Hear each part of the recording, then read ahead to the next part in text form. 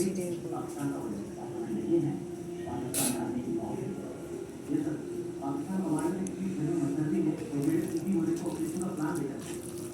সব কিছু মশলা দিয়ে একটা কাঁচা লঙ্কা দিয়েছি, নুন দিয়েছি, আদা রসুনের পেস্ট দিয়েছি,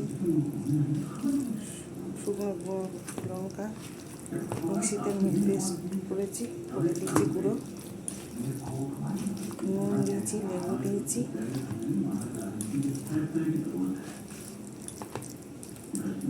মাখিয়ে রেখে দিচ্ছি।